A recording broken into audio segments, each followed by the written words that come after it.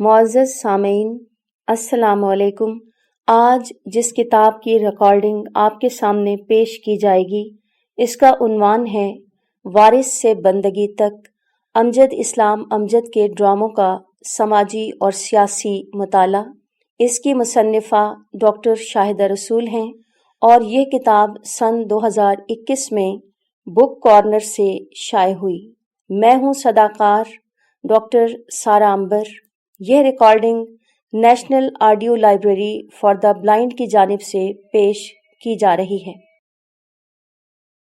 پاکستان ٹیلی vision سے نشر ہونے والا ڈرامہ اپنی علیحدہ شناخت کا حامل تھا، لیکن بدلتے ہوئے تہذیبی، سماجی اور سیاسی منظرنامے نے بہرحال پی ٹی وی ڈرامے کو متاثر کیا۔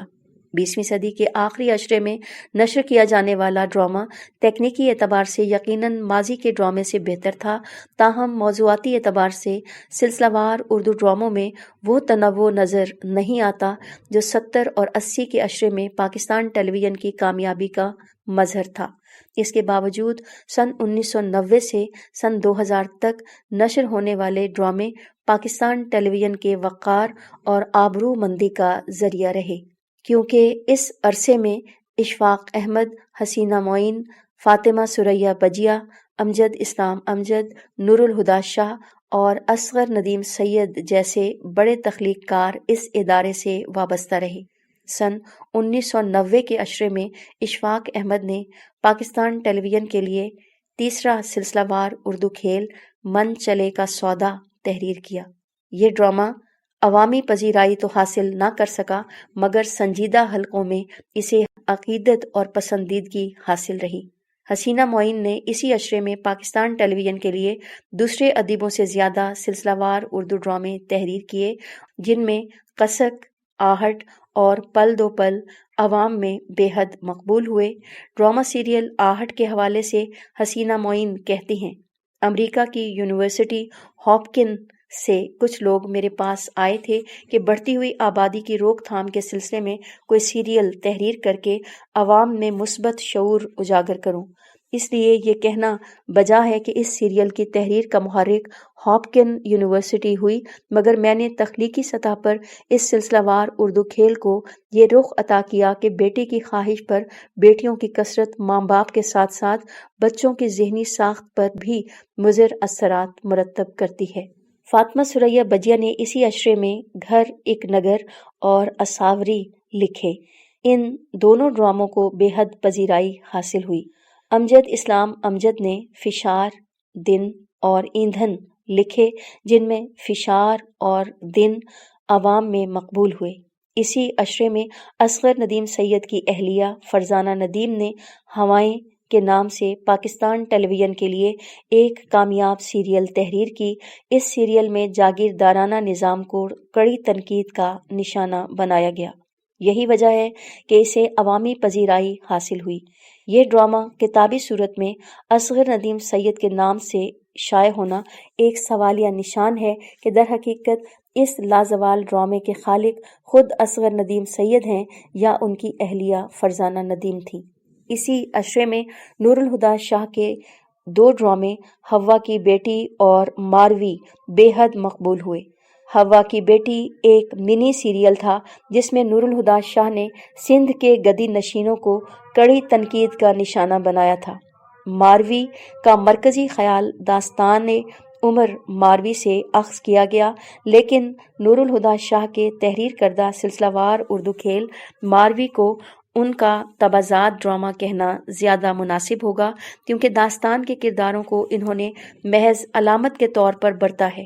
یہ درست ہے کہ 20ویں صدی کے آخری عشرے میں برق رفتار صنعتی ترقی کی وجہ سے بے شمار نجی نشریاتی ادارے قائم ہو چکے تھے، لیکن پی ٹی وی سے نشر ہونے والا ڈرامہ اس زمانے میں بھی پسندیدگی سے دیکھا جاتا تھا، کیونکہ پی ٹی وی دیگر نشریاتی اداروں کے برعکس تہذیبی اور سماجی رویوں کا ترجمان تھا۔ اس عشرے میں بانو قدسیت کی تحریر کردہ ایک منی سیریل سورج مکھی پاکستان ٹیلی ویژن سے پیش کی گئی، جس میں ڈرامہ نگار نے برق رفتار صنعتی ترقی کے ہجوم میں رشتوں اور قدروں کی پامالی کا منظر دکھایا تھا۔ اس مختصر ڈرامہ سیریل میں بانو قدسیہ نے چادر اور چار دیواری میں محصور اس عورت کی بے بسی کو نمایاں کیا جو وفاشیار بیوی اور بہو ہونے کے ساتھ ساتھ ماں بھی تھی، مگر اسے اس کے شوہر اور ساس کے ساتھ ساتھ بچوں کی ناقدری کا سامنا بھی کرنا پڑا۔ اس مختصر سیریل میں دوسری کہانی ایک استاد کی ہے جو مادی ترقی کی چکا چوند میں رفتہ رفتہ بے توقیر ہو رہا تھا۔ اسی زمانے میں عاشر عظیم نے پاکستان ٹیلی ویژن کے لیے پہلا ڈرامہ سیریل دھواں تحریر کیا، جسے تجسس، رومان اور سماجی حقیقت نگاری کی وجہ سے عوام میں بے حد مقبولیت حاصل ہوئی۔ یہ سلسلہ وار اردو کھیل پاکستان ٹیلی ویژن سے کئی مرتبہ نشر کیا جا چکا ہے۔ 20ویں صدی کے اس آخری اشرے میں کشمیر کے موضوع پر ڈرامہ سیریل انگار وادی تھی، جسے پاکستان ٹیلی ویژن کے لیے رؤوف خالد نے اس خوبصورتی سے تحریر کیا تھا کہ اس نے عوام و خاص کی توجہ حاصل کی۔ اس دور میں تحریر کیے جانے والے مذکورہ بالا ڈرامہ سیریل کے علاوہ عطاء الحق قاسمی کا شب دیکھ اور حویلی، یونس جاوید کا پت جھڑ، منصور آفاقی کا زمین اور دنیا، شاہد ندیم کا زرد دوپہر، اصغر ندیم سید کا الاؤ، مسرت کلانچوی کا رہگزر اور مسافت، مرزا طاہر بیگ کا نشیب، عبداللہ حسین کے ناول سے ماخوذ یہ آزاد لوگ، دلدل، خامخواہ اور رنجشیں، جمیل ملک کا لمبے ہاتھ اور آندھیاں، منو بھائی کا یہ کہانی نہیں، ناہید سلطانہ اختر کا آنچ، اسد محمد خان کا منڈی، ادیم ہاشمی کا آغوش، امر جلیل کا زیست اور سارنگ، ناصر بلوچ کا شہباز، منشا یاد کا جنون اور بندھن، خالد حسین کا آشوب اور آصفہ شاکر کا ایک تھی گڑیا مقبولیت کی سند حاصل کر چکے ہیں۔ سن 1998 میں پاکستان ایک بار پھر آمریت کی زد میں آ گیا۔ جنرل پرویز مشرف نے اسمبلیاں تحلیل کر کے نواز شریف کی حکومت کی بساط الٹ دی۔ جمہوریت کے خاتمے کے بعد توقع تھی کہ پاکستان ٹیلی ویژن سے محدود موضوعات پر مبنی ڈرامے پیش کیے جائیں گے، لیکن دیگر آمروں کے برعکس جنرل پرویز مشرف نے آتے ہی روشن خیالی کا نعرہ بلند کیا۔ یوں پاکستان ٹیلی ویژن سے ایسے موضوعات پر مبنی ڈرامے بھی دکھائے گئے جو ماضی میں اس قومی ادارے کے لیے شجر ممنوع تھے۔ اس کی ایک وجہ تو حکمران طبقے کی جدت پسندی اور روایات سے انحراف ہے، اور دوسری بڑی وجہ یہ بھی تھی کہ 21ویں صدی میں سائنسی ایجادات کا دائرہ 20ویں صدی کے مقابلے میں زیادہ وسیع ہو گیا۔ کمپیوٹر اور موبائل فون کے ایجاد نے جہاں پاکستانی عوام کے لیے شعور و آگہی کے دروازے کھولے، وہاں کئی نئی الجھنوں سے بھی آشنا کیا۔ ان تمام الجھنوں اور قباحتوں کو پاکستان ٹیلی ویژن ڈرامے کا موضوع بنایا گیا تو ناظرین کا وہ طبقہ ان ڈراموں پر معترض ہوا جو ڈرامے کو پورے تہذیبی رچاؤ کے ساتھ دیکھنے کا خوگر تھا۔ جمہوری دور کے اختتام اور 21ویں صدی کے آغاز نے بہت سے سنجیدہ ادیبوں کو پاکستان ٹیلی ویژن کے لیے ڈرامہ لکھنے کی تحریک دی۔ سن 2000 میں اس قومی ادارے سے جو مقبول عام سلسلہ وار اردو ڈرامے نشر کیے گئے، ان میں امجد اسلام امجد کے انکار اور حسینہ معین کے تحریر کردہ آنسو نے بے حد مقبولیت حاصل کی۔ سن 2000 میں نشر ہونے والے یہ دو ہی ڈرامے تھے جن کا ناظرین ہفتہ بھر انتظار کیا کرتے تھے، اور ڈرامہ دیکھنے کے بعد اگلے دن اسے موضوع گفتگو بھی بنایا جاتا تھا۔ اس کے بعد پاکستان ٹیلی ویژن سے وہ ڈرامہ رخصت ہوا جو خاص و عام کی توجہ اور دلچسپی کا مرکز ہونے کے ساتھ ساتھ پاکستان ٹیلی ویژن کی آبرو بھی تھا۔ یوں سن 1981 سے سن 2000 تک کے سلسلہ وار ڈرامے کا جائزہ لینے کے بعد یہ بات بآسانی کہی جا سکتی ہے کہ ٹیلی ویژن ڈرامہ نگاری کے دوسرے دور میں جو تقریباً 19 سالوں پر محیط ہے، فکری اعتبار سے 80 کے عشرے میں بہترین ڈرامہ نشر ہوا۔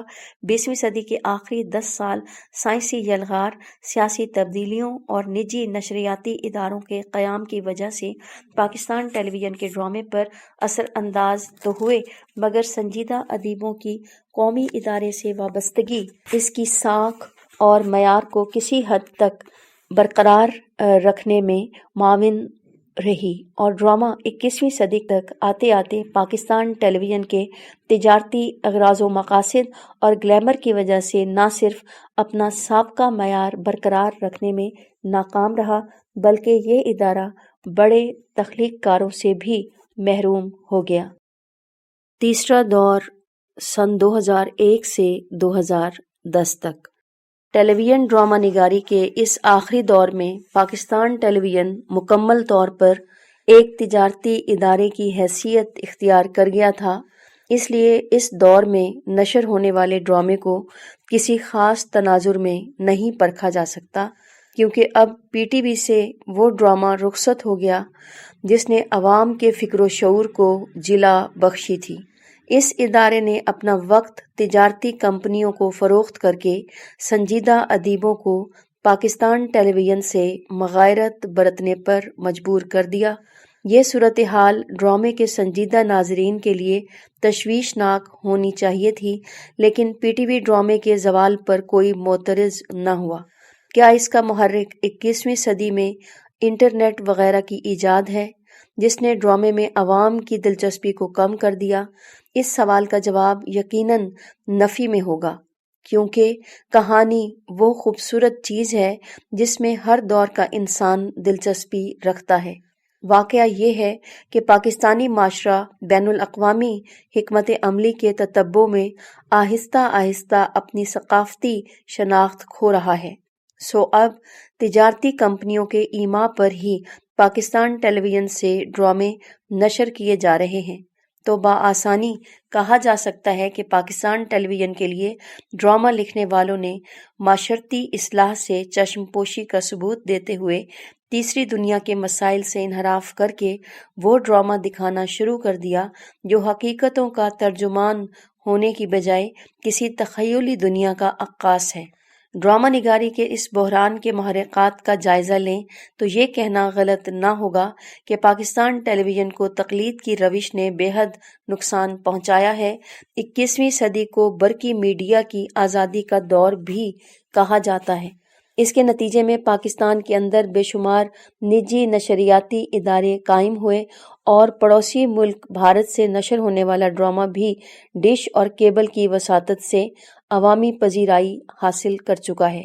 इस अफराद के नतीजे में सन 2001 से सन 2010 तक पाकिस्तान टेलीविज़न के ड्रामे में वो मौज़ूआत दर आए जो इंडियन टीवी के ज़रिए मकबूल हो रहे थे, क्योंकि स्टार प्लस और दीगर बैनुल अक़वामी नशरियाती इदारों के ज़रिए दिखाया जाने वाला सोप ड्रामा एक तो ग्लैमर को फ़रोग़ दे रहा था और दूसरा घरेलू नाचाकियाँ, साजिशें, अलिफ लैलवी दास्तानों की तरह तवील ड्रामे के किरदारों की मिसालियत ने जब घरेलू ख़वातीन को मुतासिर किया तो पाकिस्तान टेलीविज़न ने भी अपनी बका इसी तरह के ड्रामे नशर करने में समझी। पीटीवी ड्रामा जो तहजीबी, समाजी और सियासी रवैयों का तर्जुमान था, अब सिर्फ सास बहू के झगड़ों, ख़ानदानी साजिशों और रंजिशों के प्लॉट तक महदूद होकर अपनी साख खो चुका है। लेकिन ड्रामा निगारी के इस आखिरी दौर में हसीना मोइन और असगर नदीम सैयद जैसे अदीब ड्रामा निगारों ने इस कौमी इदारे के लिए लिखा। हसीना मोइन के इस दौर में पेश किए जाने वाले ड्रामों में दकासिल, एक उम्मीद, मेरे दर्द को जो ज़ुबां मिले, शायद के बहार आए और छोटी सी कहानी काबिल ज़िक्र हैं। हसीना मोइन के तहरीर करदा इन ड्रामों की फ़िज़ा साज़ी इनके गुज़श्ता ड्रामों से मुख्तलिफ है। ये तमाम ड्रामे तारीख़ी शऊर के हामिल होने के साथ साथ मौजूदा दौर की नज़ाकतों का भरपूर एहसास भी हैं और हसीना मोइन के फ़न ड्रामा का इर्तिक़ा भी इनमें नज़र आता है। असगर नदीम सैयद ने तीसरे दौर में एक सिलसिलावार उर्दू खेल मोहब्बत का एक पहर तहरीर किया। ये सिलसिलावार उर्दू खेल उनके गुज़श्ता ड्रामों की तरह मकबूल ना हो सका। इस सीरियल में बज़ाहिर हल्की फुल्की कहानी पेश की गई, लेकिन इसी ज़माने में असगर नदीम सैयद ने अपनी अहलिया फरजाना नदीम की वफ़ात के बाद अपनी एक शागिर्द से दूसरी शादी की, जिसके नतीजे में उनके बच्चे इनसे नाला हुए। जब यह सीरियल नशर हुआ तो राक़िबा ने एक सवाल के जवाब में उन्होंने बताया کہ یہ ان کی اپنی زندگی کی کہانی ہے۔ اس دور میں سیما غزل کے تحریر کردہ 2 سلسلہ وار اردو کھیل چاندنی راتیں اور مہندی بھی مقبول ہوئے، لیکن یہ ڈرامے موضوع سے زیادہ گلیمر کی وجہ سے ناظرین کی توجہ کا مرکز بنے۔ یہ بات بڑی عجیب معلوم ہوتی ہے کہ پاکستان ٹیلی ویژن ڈرامے کے ارتقائی سفر کا جائزہ اس کے زوال و انحطاط اور اس کربناک داستان پر اختتام پذیر ہوتا ہے جس میں کسی چراغ کی مدھم لو بھی فی الحال نظر نہیں آتی۔ یہی وجہ ہے کہ تیسرے دور کا ڈرامہ ماضی کے بہترین ڈرامے ہی کی یاد تازہ کرتا ہے، لیکن اس افراتفری، معاشرتی بے راہ روی اور صنعتی دور میں پیش کیے جانے والے سلسلہ وار ڈرامے کو محض اس لیے نظر انداز نہیں کیا جا سکتا کہ یہ ماضی کے مقابلے میں اصلاح معاشرہ کا فریضہ ادا نہیں کر رہا، بلکہ ہماری دانست میں موجودہ دور کے ڈرامے پر بحث و نقد ہی شاید اسے زوال و انحطاط سے نکال کر ان بلندیوں سے آشنا کر سکتی ہے جو پاکستان ٹیلی ویژن کا افتخار تھی۔ 21ویں صدی میں برق رفتار مشینی دور نے پاکستانی معاشرے کو اس کی تہذیبی اقدار سے کلیتاً محروم کر دیا ہے۔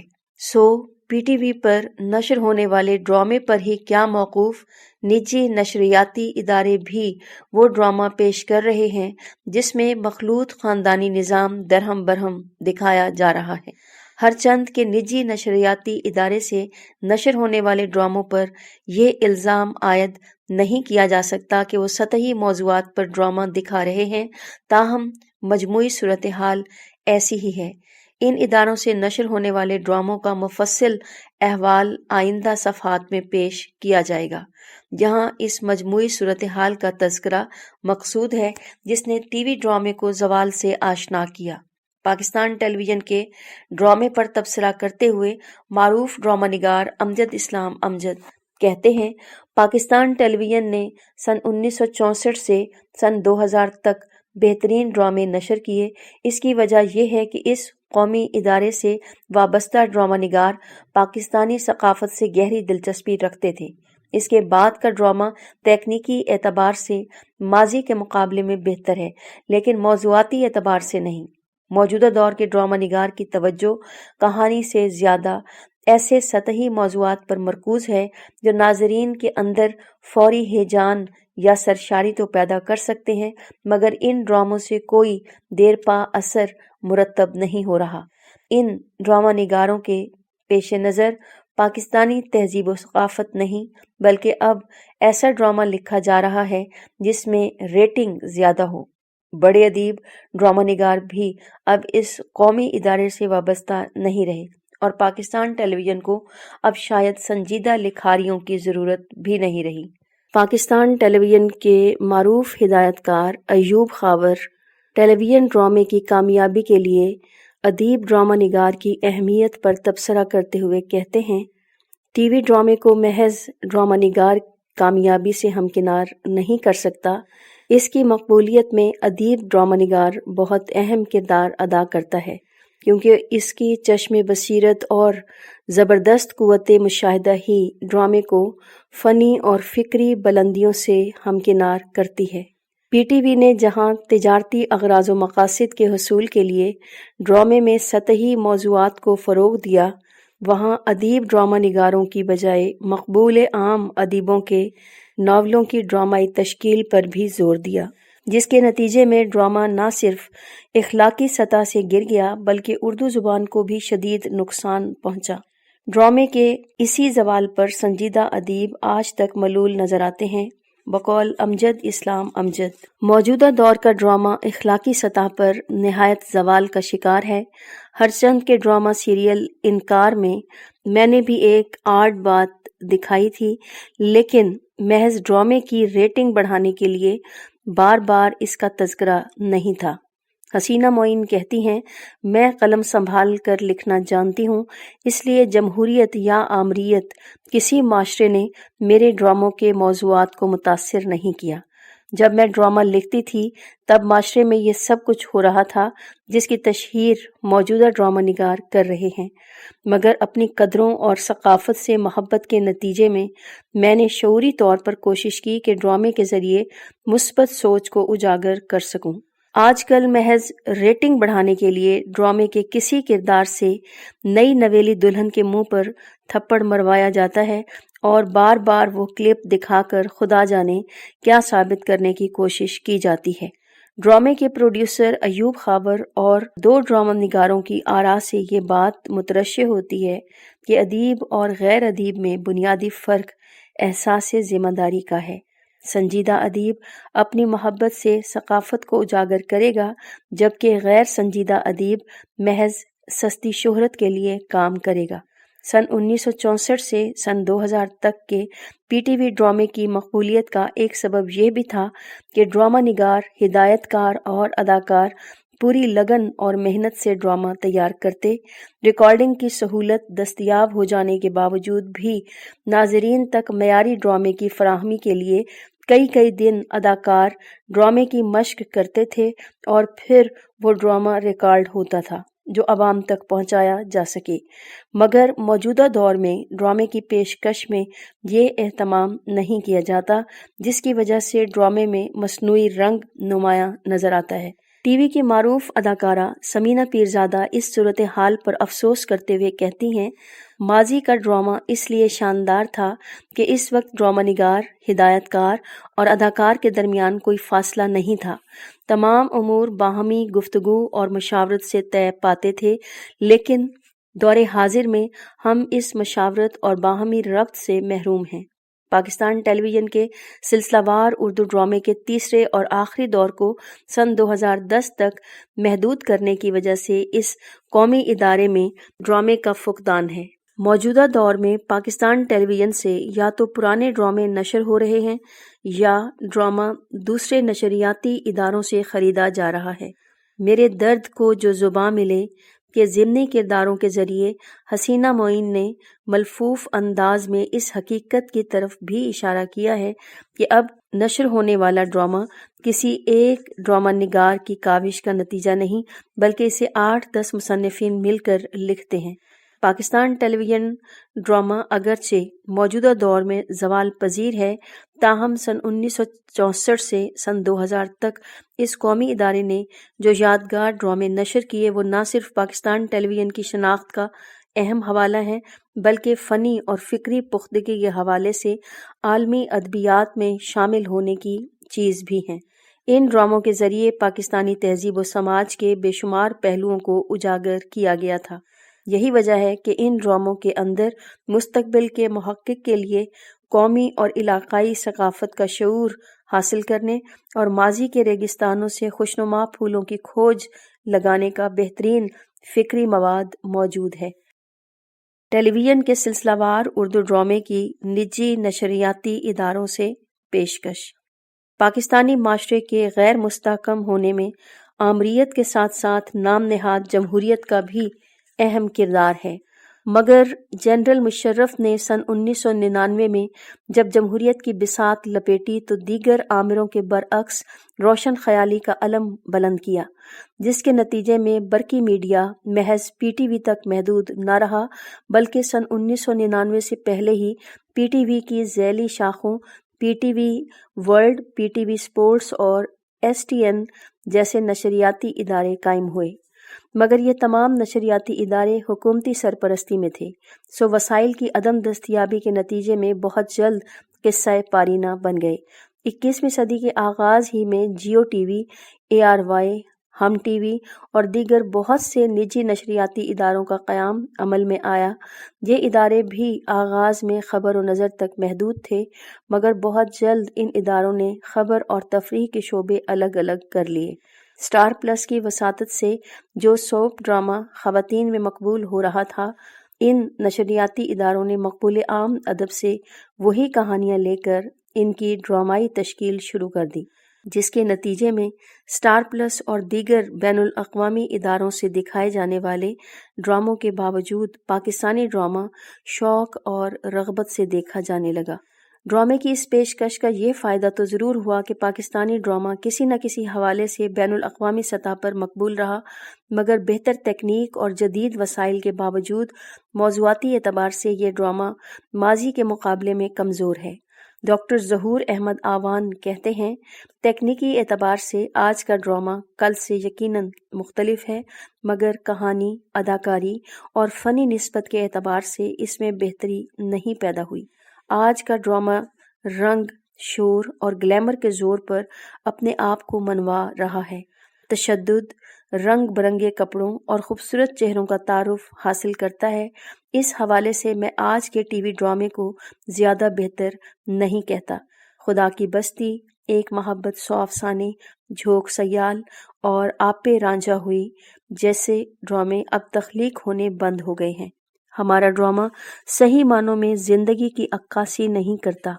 بھوک اور پیاس کی ماری ہوئی 50% پاکستانی عوام کے مسائل کو اجاگر کرنے کی جگہ خوردبینی، پیراسائٹ، اقلیت کے اللے تللے، بیگمات کے ناز نخرے، کپڑے، زیورات اور شوق، ولولے و عشق بازی پیش کی جاتی ہے۔ ایسے لوگوں کے مسئلے پیش کیے جاتے ہیں جن کے لیے روٹی، کپڑے، مکان کے مسئلے تاحیات حل ہوتے ہیں، جبکہ پاکستانی انسان کے سب سے بڑے مسائل ہی روزگار، روٹی، تعلیم اور صحت کے مسائل ہیں۔ میں سمجھتا ہوں کہ ہمارا ٹی وی ڈرامہ بڑی حد تک ایلیٹسٹ قدروں کا ترجمان ہے۔ ڈاکٹر ظہور احمد آوان کا مذکورہ بالا تبصرہ محض نجی نشریاتی اداروں سے پیش کیے جانے والے ڈرامے پر نہیں، بلکہ اس زمانے تک پی ٹی وی ڈرامہ بھی اسی طرح کی کمزوریوں سے عبارت تھا۔ اس حوالے سے گزشتہ اوراق میں تفصیلی گفتگو ہو چکی ہے، اس لیے ڈاکٹر ظہور احمد آوان کی رائے کو 21ویں صدی کے آغاز سے اب تک نجی نشریاتی اداروں سے پیش کیے جانے والے ڈرامے پر منطبق کیا جا سکتا ہے۔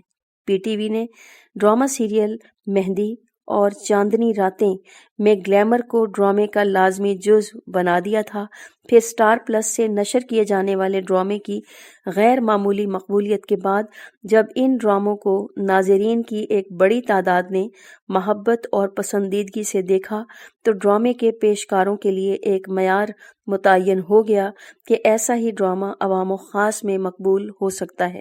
ڈرامے بنیادی طور پر انسانی فطرت ہی کے مختلف اظہار ہیں، جس کو ہم ریئلزم کہتے ہیں۔ اس میں ایک فوٹوگرافی کا ریئلزم ہے، کیمرہ بھی سچ بولتا ہے، اور ایک پینٹر کا ریئلزم ہے، کیمرہ چیزوں کو اس طرح سے دکھاتا ہے جس طرح سے وہ ہوتی ہیں۔ اس میں اس کی شخصیت، خواہش سب جمع ہو جاتی ہے۔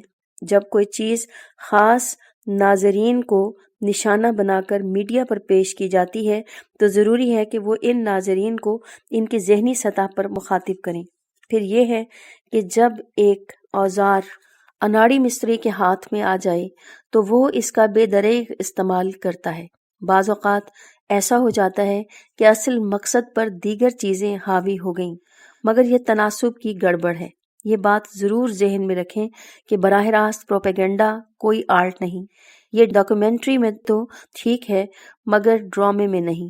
آپ نے رد عمل پیدا کرنا ہوتا ہے، لہٰذا چیزوں کے حجم تبدیل کرنے پڑتے ہیں، کہیں مبالغہ آمیزی کرنی پڑتی ہے، کہیں گلیمر کو لانا پڑتا ہے، کہیں کڑوی گولی ٹافی کے کور میں لپیٹ کر دینی ہوتی ہے۔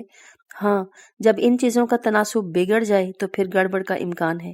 مقام افسوس ہے کہ موجودہ دور کا ڈرامہ تناسب اور توازن کی اسی بے اعتدالی کا شکار ہے، جس کی وجہ سے بہتر وسائل کے باوجود ڈرامہ موضوعاتی اعتبار سے وسعت، گہرائی اور تنوع کا حامل نہیں رہا۔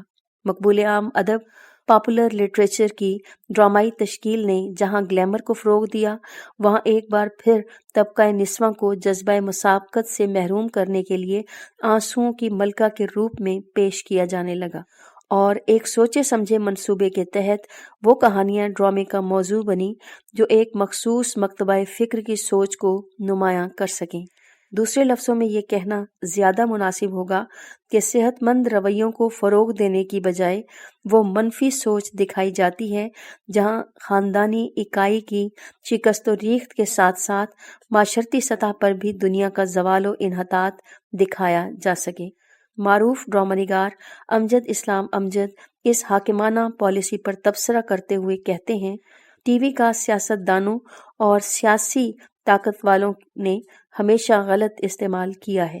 ٹیلی ویژن نے جو کوڈ بنایا ہوا ہے، اس میں تو صرف یہ ہے کہ آپ نے مذہب کے خلاف کوئی بات نہیں لکھنی، سیاسی نوعیت کے نظریات کو زیر بحث نہیں لانا جن کو ہم بالکل تسلیم کرتے ہیں، کیونکہ ان کے بغیر میں بھی اپنی بات کہہ سکتا ہوں۔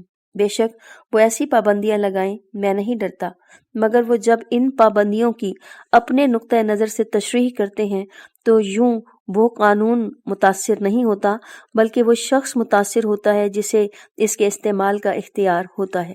اگر اس قسم کا آدمی اونچی پوزیشن میں ہوگا تو وہ آپ کو یقیناً نقصان پہنچائے گا، کیونکہ اس کا ہاتھ میں قلم بھی ہے اور فیصلہ کرنے کا اختیار بھی ہے۔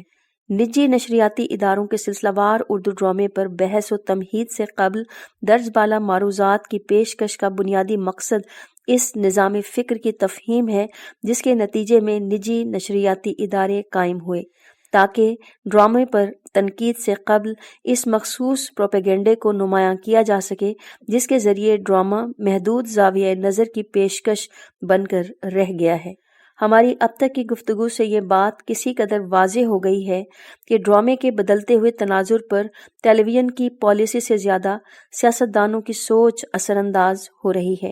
اس تناظر میں نجی نشریاتی اداروں سے پیش کردہ ڈرامے کا جائزہ کسی خاص روایت کے تسلسل میں نہیں لیا جائے گا، بلکہ مختلف ٹی وی چینل سے نشر ہونے والے چیدہ ڈراموں کا ذکر کر کے یہ دیکھنے کی کوشش کی جائے گی کہ ان نشریاتی اداروں نے کون سے فکر انگیز ڈرامے نشر کیے اور کہاں بڑے بڑے حساس موضوعات پر بغیر ہوم ورک کیے 15 سے 20 اقساط پر مبنی ڈرامہ نشر کر کے نوجوان نسل کو گمراہ کرنے کی کوشش کی گئی۔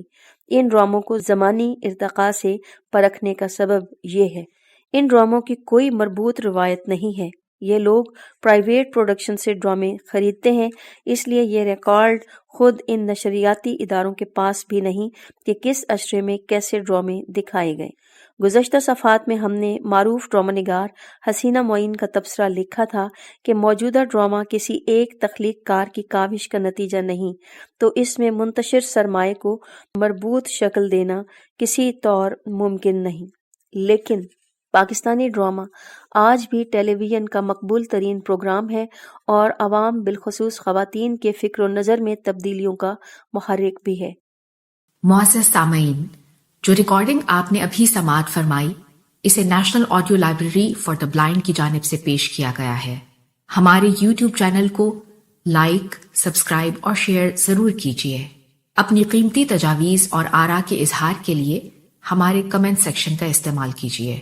اگر آپ بھی رضاکارانہ طور پر ہمارے اس مشن کا حصہ بننا چاہیں تو ڈسکرپشن میں دیے گئے لنک کے ذریعے ہمارے واٹس ایپ گروپ کو جوائن کیجیے۔